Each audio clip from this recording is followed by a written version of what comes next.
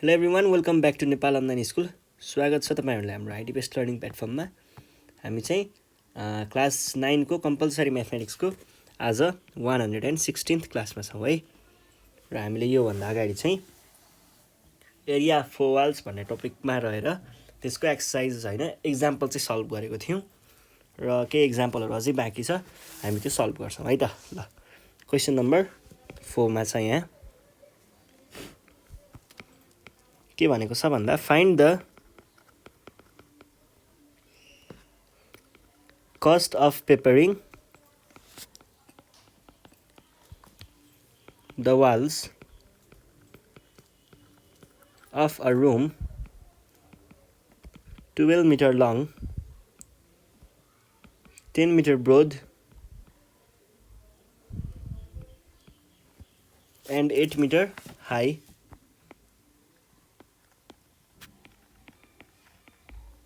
with wallpaper 2 meter square at the rate of 5 per piece। क्वेसनले के भन्न खोज्दैछ भन्दाखेरि एउटा रुमको चारवटा भित्ताहरू है, अगाडिको भित्ता, पछाडिवाला भित्ता, यो साइडवाला भित्ता र यो अर्को साइडवाला भित्ता, यसरी चारवटा भित्ताहरूलाई चाहिँ हामीले के गर्नुपर्ने रहेछ, पेपरिङ गर्नुपर्ने रहेछ। हरेक भित्ताहरू के रहेछन् त 12 मिटर लङ र 10 मिटर होइन, यो रुम चाहिँ है 10 मिटर ब्रोड रहेछ र 8 मिटर हाइट यो रहेछ। हामीले पत्ता लगाउनु पर्ने के छ त, अब यसमा हामीले वालपेपर राख्यौँ भने 2 मिटर स्क्वायरको वालपेपर राख्यौँ भने कति पैसा लाग्छ, जब कि 2 मिटर स्क्वायरलाई 5 रुपियाँ पर्छ भने कति रुपियाँ लाग्छ भनेर सोधेको रहेछ। ल, यसको लागि चाहिँ हामीले रोक्नुहोस् है, क्वेसन त्यो होइन, पर पिसलाई 5 रुपियाँ र पेपर चाहिँ के छ त, पेपरको एरिया चाहिँ 2 मिटर स्क्वायर छ। यो चाहिँ हो है कुरा, अघि उल्टो भएछ क्या। ल, यहाँनिर हेर्नुहोस् त, रुमको लेन्थ भनेको एल भनेको कति छ 12 मिटर, ब्रेथ बी भनेको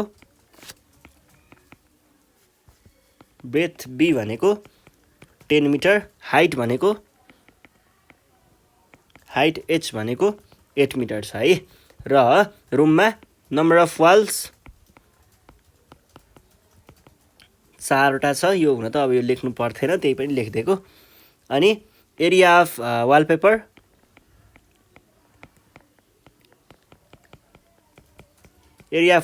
2 मिटर स्क्वायर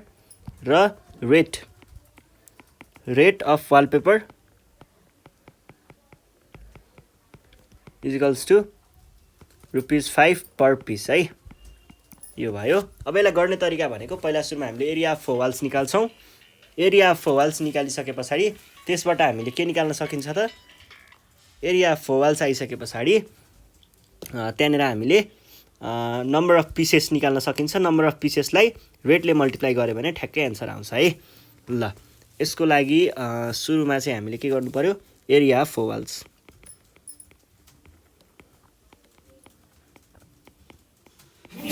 यसको फर्मुला प्लस बी हुन्छ। यो भनेको 2 × 8 12 + 10 यो भनेको 352 मिटर स्क्वायर एन्सर भयो है। यो भनेको एरिया अफ फोर वाल्स आयो, ल्याटरल सर्फेस एरिया, अगाडिको, साइडको,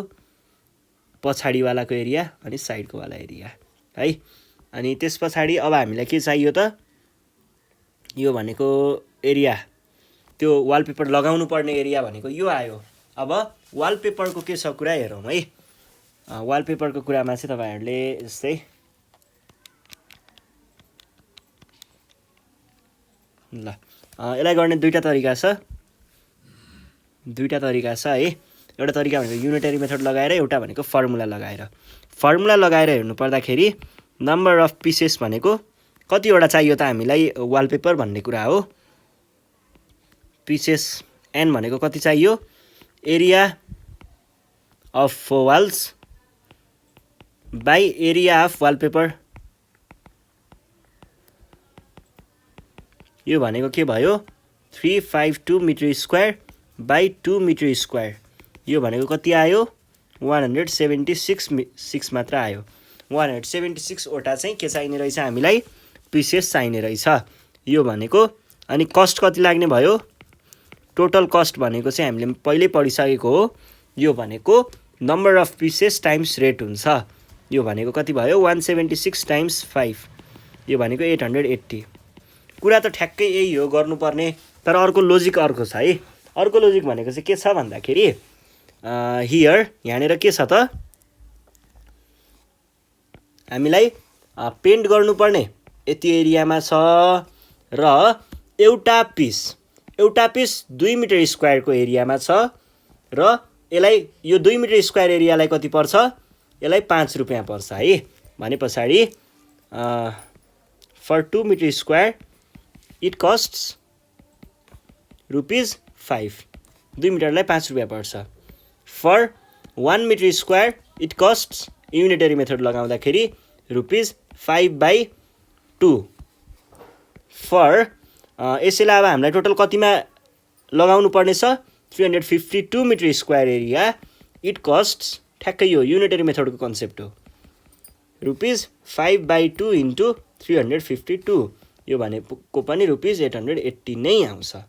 र यो नै हाम्रो एन्सर भयो है यो भयो अब हामी नेक्स्ट क्वेसन सल्भ गरौँ नेक्स्ट क्वेसन छ क्वेसन नम्बर 5 यहाँ चाहिँ कुरा के छ भन्दाखेरि the cost of carpeting A square room at the rate of rupees 120 per meter square is rupees 17 to 80. The cost of painting the walls at the rate of 5 per meter square is rupees 1920. Find the height of the room.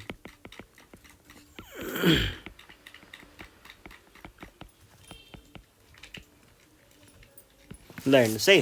अघि हामीले के गर्यौं अघि हामीले यो भन्दा अगाडिको सेसनमा चाहिँ हामीले टोटल पैसा कति लाग्छ भन्ने कुरा निकालेको थियौं अहिले अब हामीले टोटल पैसा कति लाग्छ भन्ने कुराले हाइट निकाल्छौं है यो कसरी हुन्छ भन्ने कुरा आउँछ the cost of carpeting the square room at the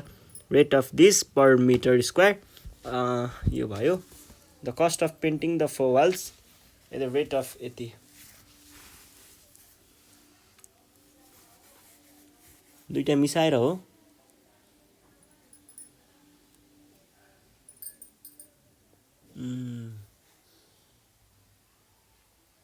height of the room चाहिँ पत्ता लगाउनु पर्ने हो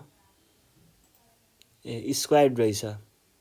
ए ल यहाँ चाहिँ के भन्न खोजेको भन्ने कुरा बुझियो है यसमा चाहिँ के भन्न खोज्दैछ भन्दा हामीसँग कुनै एउटा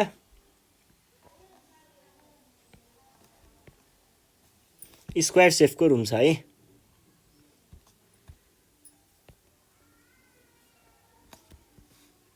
स्क्वायर बेस भएको रुम छ यस्तो खालको र यहाँनिर अब पिलरहरू चारवटा पिलरहरू भयो यो चाहिँ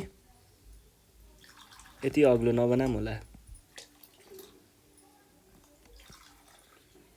यो भयो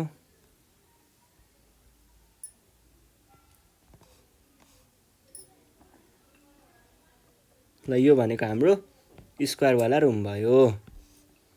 स्क्वायर बेस भएको रुम भयो है यो भयो अब हामीलाई यहाँ के चाहिएको छ त कस्ट अफ कार्पेटिङ यो भुइँमा कार्पेट गरेको कस्ट अफ कार्पेटिङ यति इज यति ल हेर्नुहोस् है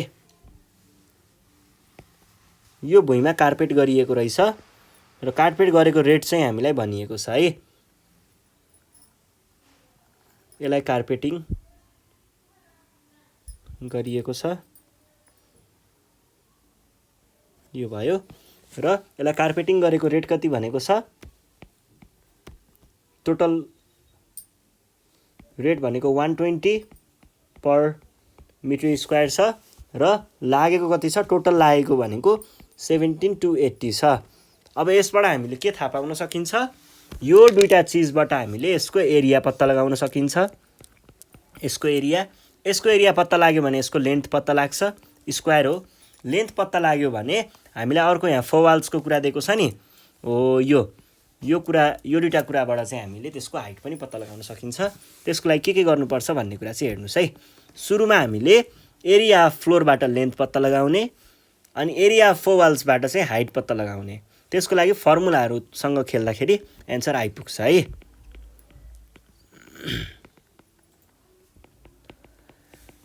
भनेको कति आयो total cost by rate area भनेको यही त हो नि टोटल कस्ट बाइ रेट यो कसरी आएको भन्दाखेरि खासमा चाहिँ हाम्रो टोटल कस्ट भनेको एरिया टाइम्स रेट हुन्थ्यो पहिलाको केसमा हो त्यति यो स्क्वायर हो नि त यसमा चाहिँ हाम्रो नम्बर अफ पिसेसको कुरा छैन डाइरेक्ट कस्ट एरिया र रेटसँग मात्रै मतलब भएको बेलामा चाहिँ यो भनेको एरिया टाइम्स रेट भनेको हाम्रो टोटल कस्ट हुन्थ्यो यसमा मैले यो आर लाई तल झारेको मात्र हो यो भनेको कति आयो 17 to 80 बाइ 120 भनेको आउँछ 144 है अब यही एरिया भनेको फेरि के पनि हो त एरिया भनेको एल स्क्वायर पनि हो और एल स्क्वायर और एल भनेको अंडर रुट 144 यो भनेको 12 मिटर चाहिँ हाम्रो एन्सर भयो है अब अर्को के छ एरिया अफ फोर वाल्स अब यहाँबाट लेन्थ पत्ता लाग्यो लेन्थ पत्ता लगाइसकेपछि एरिया अफ फोर वाल्सबाट फर्मुला लगाउँदाखेरि त्यसको पनि एन्सर आइपुग्छ है यो कसरी आइपुग्छ भन्ने कुरा हेर्नु है एरिया अफ फोर वाल्स भनेको के हुने भयो टोटल कस्ट ठ्याक्क माथिको जस्तो टोटल कस्ट बाइ रेट यो भयो अब एरिया अफ फोर वाल्स भनेको के पनि हो 2h l + b पनि हो अझै यो त केको लागि हो यो भनेको यही नै युज गरौँ म कुराहरु ठ्याक्क बुझाइदिइहाल्छु केही छैन यो भयो अनि त्यसपछि टोटल कस्ट भनेको के छ 1920 बाइ 5 अब स्क्वायर बेस्ड रुम हो स्क्वायर बेस्ड रुममा लेन्थ र ब्रेथ एउटै हुन्छ मैले यहाँबाट फर्मुला निकाल्न खोजेको खासमा एउटै हुन्छ 12 भइहाल्यो यो भनेको कति आयो 384 मिटर स्क्वायर आयो है और 4HL = 384 मिटर स्क्वायर और 4HL भने पछाडी 4H टाइम्स L को भ्यालु 12 84 मिटर स्क्वायर और H भनेको कति आयो 384 बाइ 48 आयो मिटर मात्रै आयो है यो भनेको कति भयो 8 मिटर यो नै हाम्रो एन्सर हो है ल यसरी हामीले हाइट पनि पत्ता लगाउन सक्छौं अब अर्को क्वेशन छ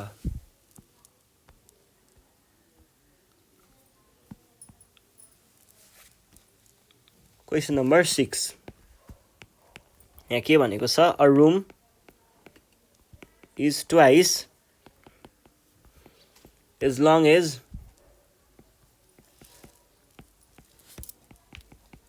it is broad and 4 meter high height 4 meter रहेछ भनेर भनेको छ if the cost of painting the wall 8 per meter square is rupees 960 find the length and breadth of the room यो सही कुरा अब यहाँनेर कुरा बुझ्नुहोस् a room is twice as long as it is broad भनेको छ एउटा रुमको लेन्थ छ लेन्थ चाहिँ के छ त ब्रेथ भन्दा ठ्याक्कै डबल भनेर भन्छ ठ्याक्कै डबल रे है ल लेन्थ इज 2 टाइम्स ब्रेथ र यो ब्रेथ अनि हाइट कति दिएको छ height is 4 metre 4 metre high 4 metre high 4 metre high 4 metre high अलिकति मिलाएर गर्नुपर्छ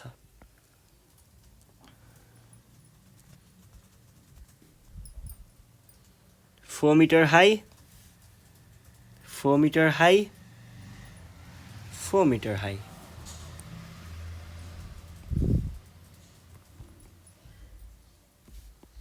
ल यो भयो अब यो भए पछाडि के भन्छ if the cost of painting the walls 8 rupees this is यति फाइन्ड द लेन्थ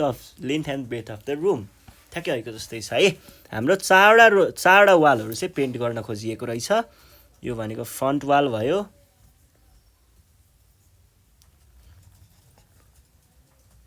यो वाललाई पेन्ट गर्ने अरे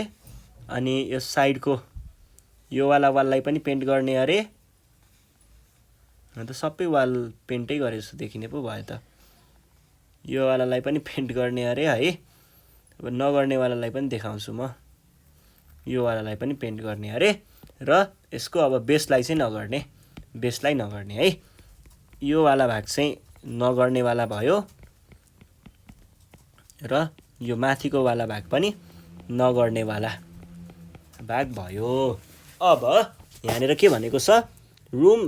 यो त बुझिसक्नु भयो तपाईहरुले हाइट चाहिँ कति दिएको छ 4 मिटर दिएको छ यहाँदेखि यहाँसम्म अब if the cost of painting the wall at this is this ठ्याक्कै अहिलेको जस्तै कुरा हो है एरियाको रिलेसन राख्दा राख्दैमा एन्सर आउँछ एरियाको रिलेसन र मैले अघि लगाएको यही फर्मुला यो फर्मुला लगाउँदाखेरि एन्सर आइपुग्छ है ल यो भनेको के भयो त यसको लागि हामीले गिवन कुरा के छ length equals to 2 times breadth एउटा कुरा हाइट इक्वल्स टु 4 मिटर अनि breadth of painting is equals to ₹8 per metre square अनि टोटल कस्ट अफ पेन्टिङ